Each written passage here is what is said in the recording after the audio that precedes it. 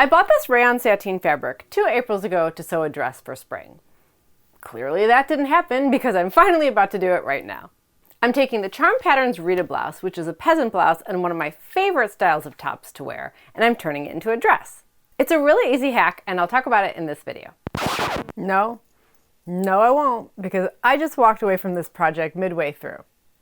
Here I was, cutting it out, chatting with you about using this rayon sateen fabric, and here's that same fabric now, partially sewed up with all the extra fabric, folded up and ready to put away to either never look at again or look at it someday when I'm ready to get back to this project. I filmed talking about what I was going to do, how I was going to do it, filmed cutting it out, and I got part of the way through the bodice. The project was mostly going fine, a bit annoying since this was a slippery rayon fabric, and rayon, even though I've worked with it before, is not my favorite fabric to work with. But I thought it'd be fun to do something a little bit different. Even though I kept sensing that I was maybe not feeling this project because I kept putting it off for a while, and that sentiment sort of kept continuing on as I was working on it. And so any small little frustrations that I was having with the project just kind of kept continuing to amplify, and I just kept getting more and more annoyed as I was going on. So the whole project was definitely not bringing me joy.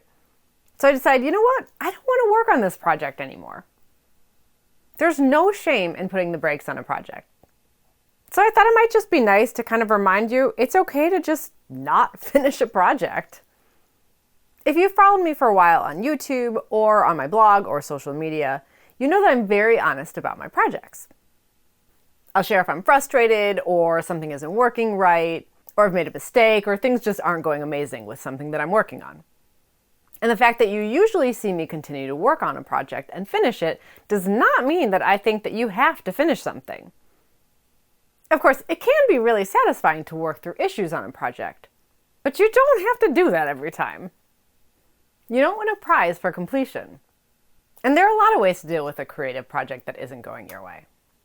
Plowing through something and working through and around any issues with it is certainly one way to handle it, and granted, that is what I do most often.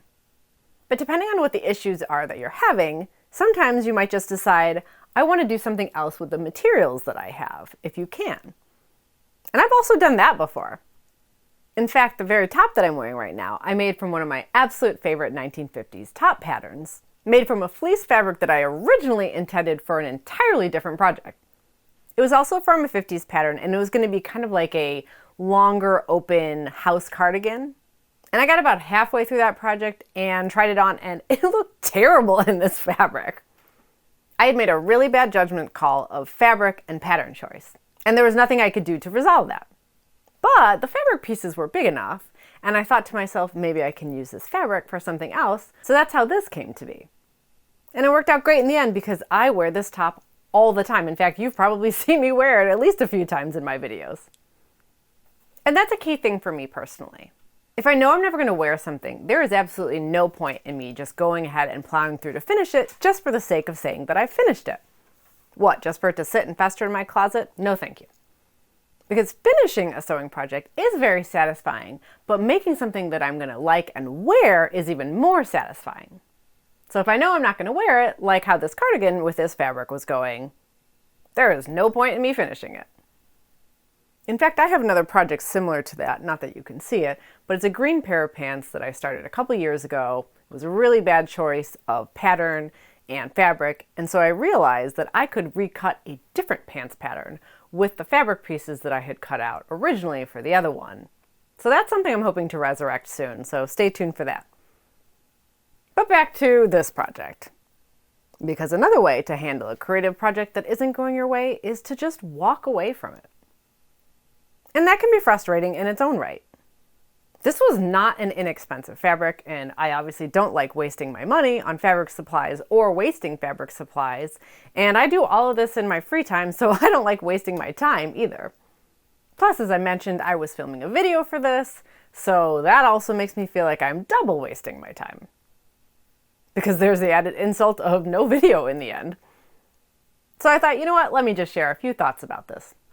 So I'm not getting rid of this project. I'm going to put it away, and maybe someday I will be in the right mindset to finish it, because I do think it would be really cute, even though I hit a couple of technical snags as I was going along with the general mindset that I was in. But I do also really love the Rita blouse pattern, and I've made a couple versions of that into a dress, and I absolutely love how it looks on me, and I love making those. So I probably will attempt another Rita dress at some point, perhaps this spring or maybe this summer, in a different fabric that is more suited for what I actually want to sew with at the time. So maybe someday I'll get back to this project, but you know what? If I don't, that's okay too. And today, it's okay to just walk away and let it go. If you'd like to see a project that did work out well, check out one of these two videos, and I'm gonna go try and find a project that'll bring me more joy than this one did.